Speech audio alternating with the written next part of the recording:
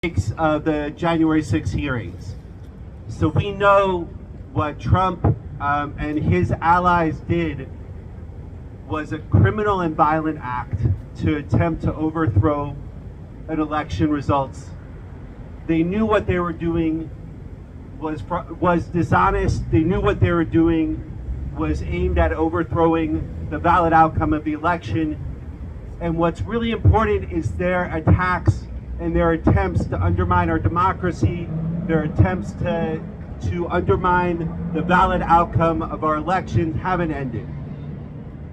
These ongoing threats to our democracy are a clear and present danger in our nation. Trump and his cronies continue to attack and threaten election officials, and we'll hear more from Dustin today, who will talk about the attacks that they're facing. They continue to pass laws that are intentionally making it harder for people to vote, putting up barriers to people to vote. They are working to elect people and put people in positions so they can overthrow the outcome of elections. So there are not principled people who stand in the way of a Trump attempted coup in the future as they did this time. They are training poll workers to turn people away, to make it hard to vote. They are threatening people at drop boxes as they try to drop off their ballots in Arizona just yesterday.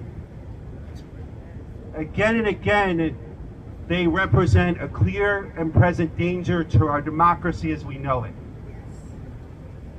So we're here today as we continue to fight and struggle, and that was the message of Martin Luther King III yesterday, that our struggle is ongoing, that our hope for a transformation in our country to a multiracial, multi-generational democracy that scare these people so much needs to be ongoing. It's the threat that they see of equality that to them is more scary than the threat that they pose to democracy that inspires them. And it has to be our inspiration and our drive towards hope, towards a democracy and towards a nation that works for all people, that represents all people, that carries us on. We're tired, we've been in this struggle a long time, and it's that hope for a better nation that has to keep us moving forward in our struggle.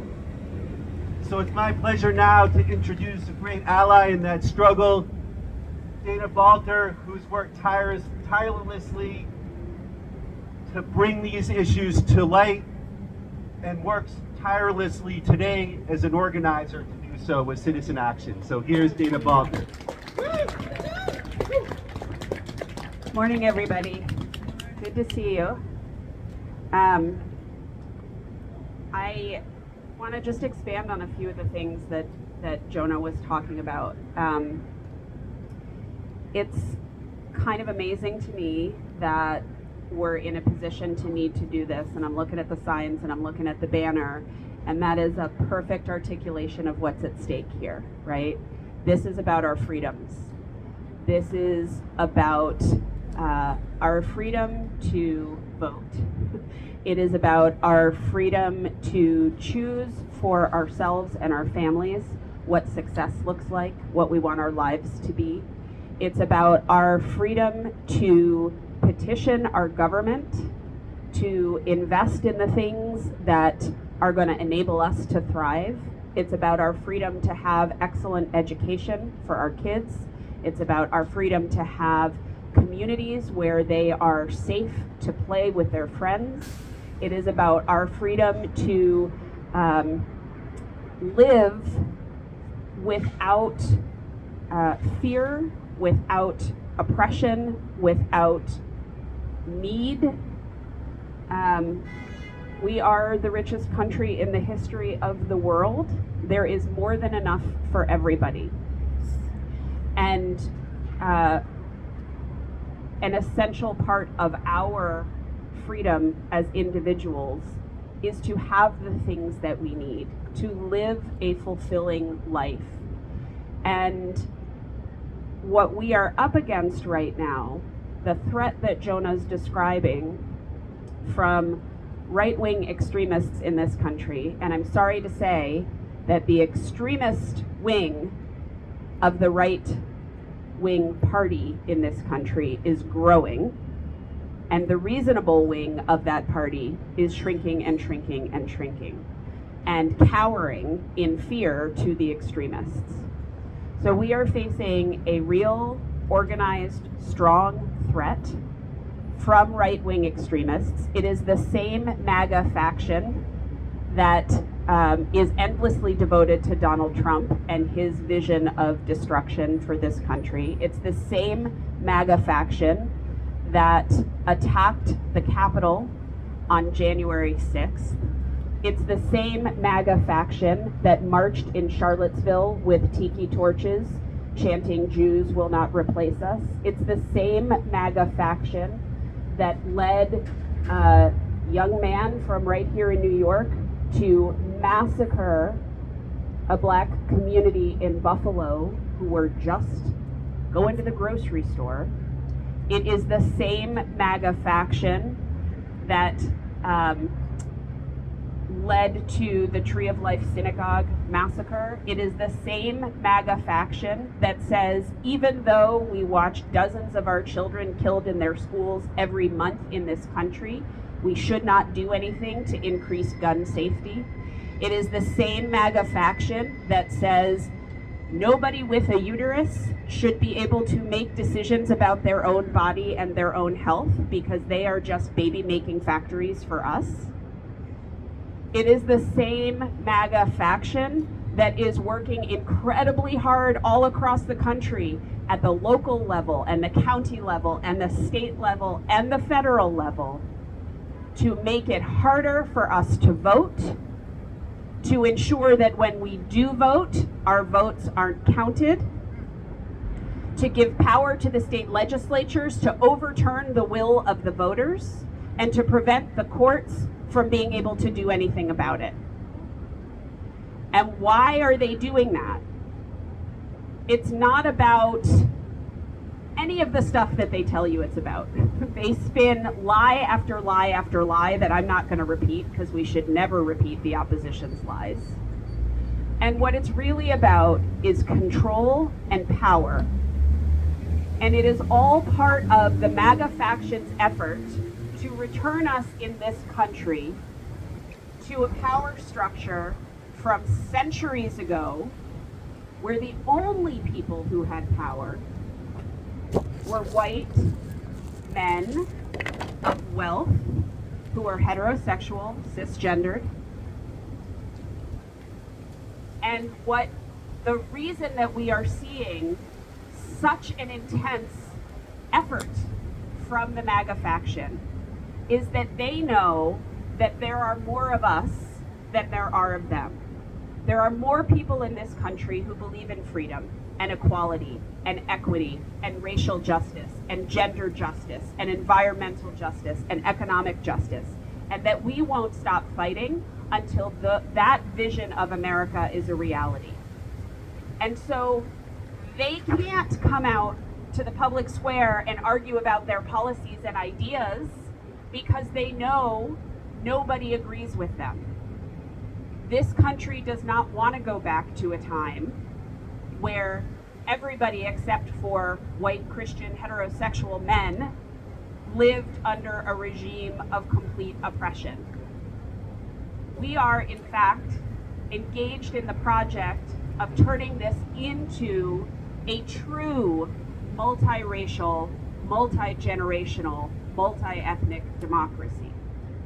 That is a generations-long project. We still have a ways to go, but we have made a lot of progress, and that progress scares the MAGA faction.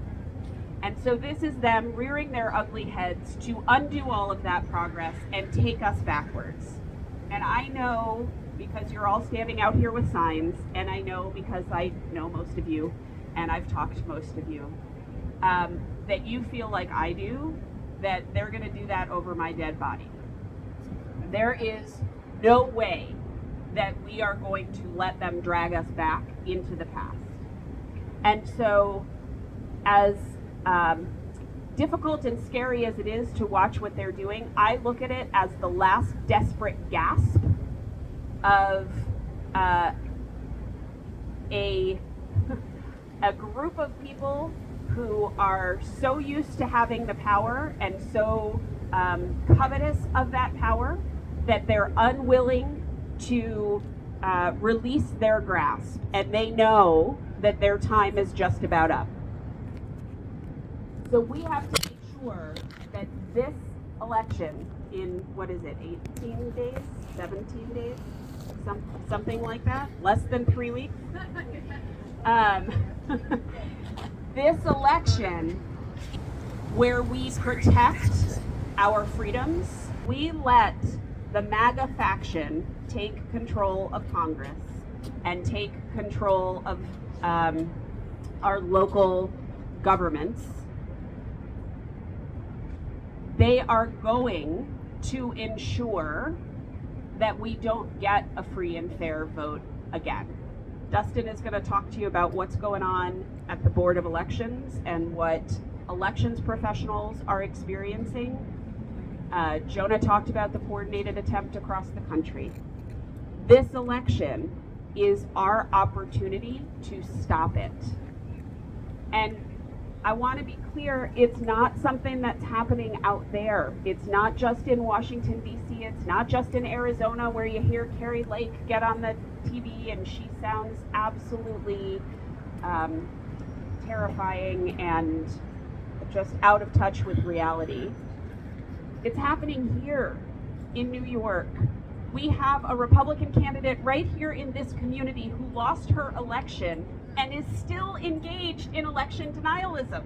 She is still working to have the results of the election thrown out right here in deep blue New York, in a Democratic city. This threat is everywhere. And so it matters that we step up and we say no, and we say this is our country, these are our freedoms, this is our vote. We exercise the power we have to make sure that the people hold the power in this country. We cannot yield it to the MAGA faction. We cannot yield it to the extremists. No less than our freedoms are on the line. I know you're all going to vote. I hope you are going to get everybody that you know to vote too, because this is no joke. And it doesn't matter if you don't like the Democrat on the ballot. It doesn't matter if you don't like the Working Families Party candidate on the ballot. We are not talking about who is your beloved, most perfect candidate. We are talking about, is this somebody who believes in democracy and freedom, or is this somebody who believes in fascism and authoritarianism? That is what's on the ballot this November. It's never been more important to vote. Thanks.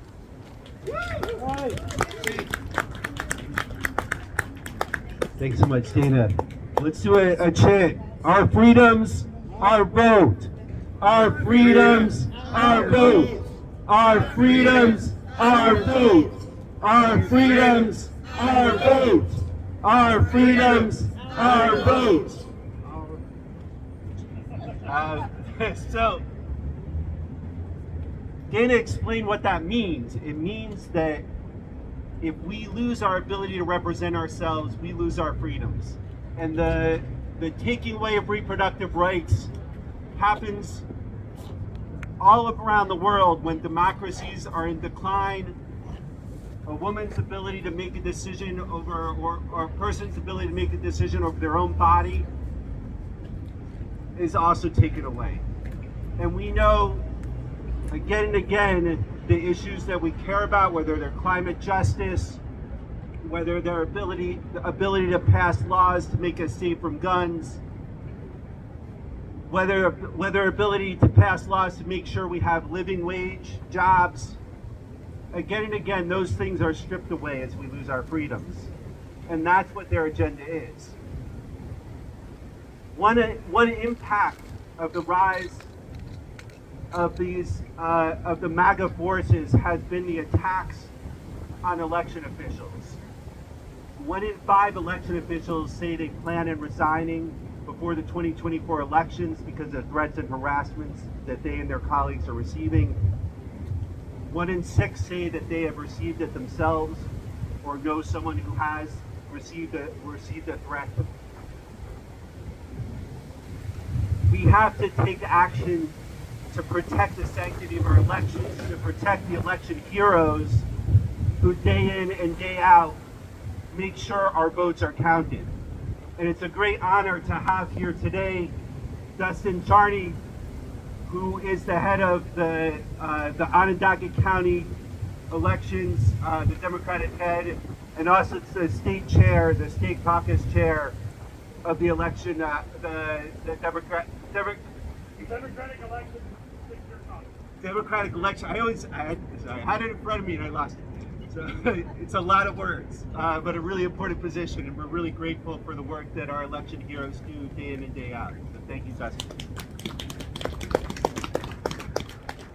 Thank you, Jonah. Thank you, Christine, and thank you, Dana, for those powerful words. You know, I feel very lucky to be in a community that supports election officials here in Onondaga County. We have not received some of the things that my fellow colleagues have reported to me, not just here, but across the country. But we do, this insurrection that took place on January 6th has bred a lot of forms of voter suppression. It's not just about overt threats to poll workers and to election officials, which are heinous and unfortunate and quite frankly undemocratic. But it's also about the amount of work that is being put on election officials because of a failure to respect our democratic system. Right now, we have foil upon foil upon foil requests from some of these groups or individuals that are trying to find that smoking gun, that one elusive smoking gun that will prove that the 2020 election was fraudulent and that they can put their people in power. And it's such a fantasy and it's such a fool's errand, but yet because we have laws and we should have laws about transparency, we have to devote time and resources to these FOIL requests, which take away from time and resources from registering voters and processing absentees. But it's not just about that. Right now, today, the New York GOP is in court trying to throw out tons of absentee ballots across the state. We're still waiting for a ruling on that. And they brought this lawsuit in a very cynical sense to say, oh, well, COVID is over, we don't need absentees anymore. Or that, we want to be able to challenge these absentees like we saw in 2020 where teams of outside election lawyers came into Onondaga County, caused a COVID outbreak in my building, and shut down our counting for 2 weeks for the absentee ballots that came in 2020. New York changed the law, and that law has been in place for 2 elections now, 2 primary elections, yet they're going to court to try to stop that. These are the things that are going on. And election denial is the symptom of the disease. But the disease is about supremacy, because it's about white supremacy. It's about ideological supremacy. They believe their voices matter more than our fellow citizens' voices. And that's why they cannot believe that they lost the election, because they believe they have a right to rule. They believe they have a right to win elections despite not having the votes from the people. Listen, I've been a Democratic activist for a very long time before I was a commissioner. I've lost way more campaigns that I participated in than I won, but we always accepted the results afterwards because we accepted the will of the people, and that's what's not going on now. They're not accepting the will of the people because they don't believe the people have the right to rule. They believe they have the right to rule. And that's why it's important to stand up. It's important to say no. The results are the election results, and we need to accept them. It's important to protect and defend our neighbors and our friends that are poll workers, and it's important to vote, because it's only with overwhelming votes that we can beat back this mob that has tried to take over our country, because they are the minority and we are the majority, the people who believe in democracy. So get out there. If you were going to knock 10 doors, knock 20. If you were going to knock 20, knock 40, because we need everybody out there voting, and that is how we restore our democracy. So thank you very much. Thanks so much, Dustin. And Dustin really is tireless as a leader in making sure that people are represented in so many essential ways, so many behind-the-scenes ways, and we're really grateful for him and his work.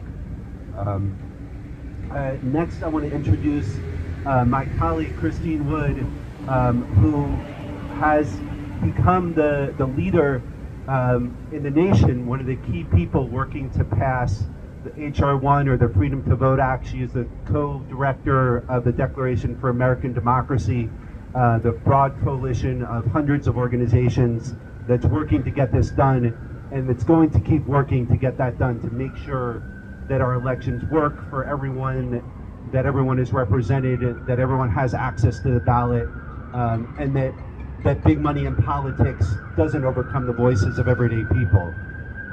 So we have to be the solution. We have to know that our march is going to go on, and that our numbers are going to fluctuate, but that we're standing here along with groups of people standing around the country to demand democracy, to defend democracy, and to make sure that in the end, the arc of the moral universe is long, but it bends towards justice. And Christine is an amazing leader in that struggle, and it's an honor to work beside her.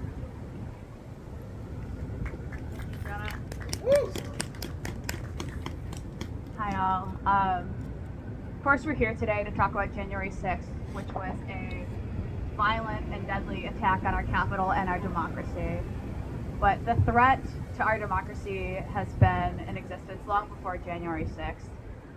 It's the big lie that was laid, previously before January 6th and still continues to exist, with over 1/3 of the electorate believing that our election was stolen. It's the voter suppression that is often used by extremists who claim that the election is stolen, that is disenfranchising voters across the country. So although today we're talking about accountability for January 6th, including accountability for Donald Trump, which is critically important, and for the folks that were at the Capitol that day, that's not where it ends. This is going to be a long fight. We need to be as loud as Fox News and the politicians that are spitting the big lie and spreading it like poison throughout the country and our communities. And we need to be advocating for policy solutions to make sure that every person in this country can freely and fairly cast our ballot, that the elections are secure, and that the results are respected and accepted, and that there's peaceful transition of power. So just for a moment, though, I do want to talk a little bit about the folks that have been directly impacted by this. We heard from Dustin, who spoke about the impact on election officials. I, earlier this summer, went to the Secretary of State conference and was joined by secretaries of state across the country. It was an extremely emotional conference because everyone in that room knew that this might be the last conference that they have every year, where everyone could agree on the fact that our elections had integrity and it was secure. Because unfortunately there are candidates across this country that are running on that message, that our election was stolen. And even though they know that's not the case, they're doing it for electoral gain.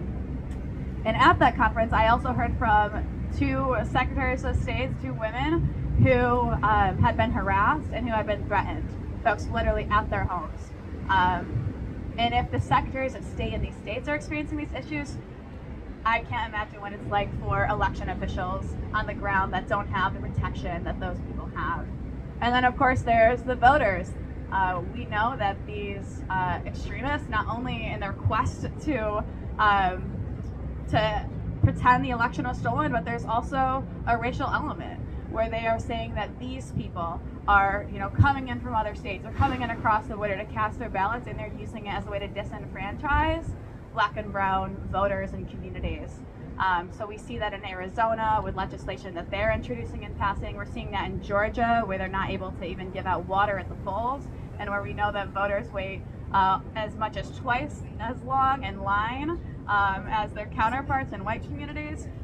This is a big problem. And not only do we need to demand accountability for January 6th, but we need to be advocating for the policy solutions, including the policies that were in the For the People and Freedom to Vote Act, making sure we have federal standards to our elections, making sure that we reinstate the Voting Rights Act, which is under threat. And this is a real issue that we need to be paying attention to. I'm sure folks know of the Supreme Court cases that the Supreme Court chose to take up this year that have to do with voting rights. We need to be watching those carefully, but this is not a time to put our put our foot off the gas. We need to continue to be out here.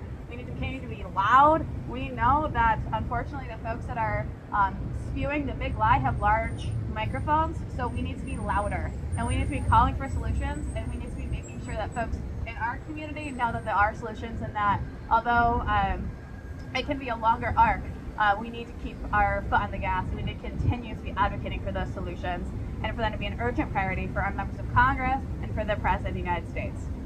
So let's one last time finish off with a chant, and then I'll get Jonah for any closing remarks. Our freedoms, our vote. Our freedoms, our vote. Our freedoms, our vote. Our freedoms, our vote. Our freedoms, our vote. Thanks everyone for being here. Here's Jonah for one last word. Thanks, Christine. I just first want to remind everyone that, like Dustin said, we have to knock on doors for whomever we support. We have to make sure that people get out and vote. We have to write letters to the editor, and we have to keep organizing and keep struggling, keep rallying, keep building our movement. We're not going to win overnight, and our struggle may be long here, but we're together, we're standing together. We've been standing together for years, and we will stand together for years longer. And I think it was tremendous to see the fortitude of King talking about his daughter and the work that she's doing and the struggle that she's carrying on, and to know that our struggle continues in the shoulders of the people that we stand on. With that, I want to introduce Peter, who's going to say a few words about the amazing work that CNY Solidarity does as a great organization to plug into, to get involved, that has really played an essential role in our region in this struggle. Thanks, Jonah. I'm not going to make a speech. I'm not going to repeat any of the points that people have made so eloquently. Just to let you all know, if you're here, probably you saw it in our newsletter. If you're here, you probably saw this event in our newsletter. If you didn't, you should be on the mailing list. Or you should have friends that are on the mailing list. Take a card, take a brochure, go to our website, sign up. It's one email a week, every week. Once in a while, there's a second one. So please take a card or a brochure, share them with your friends, drag people out, and remember to get them out to vote. Thanks everybody for coming. And thank you, Jonah and Christine.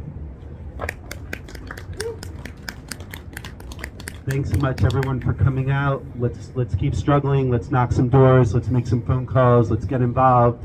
We fight their effort to undermine and destroy our democracy by making sure people participate in our democracy, and that's really our biggest weapon here in our nonviolent struggle to defeat them. So thanks everyone for being out. We'll see you again soon.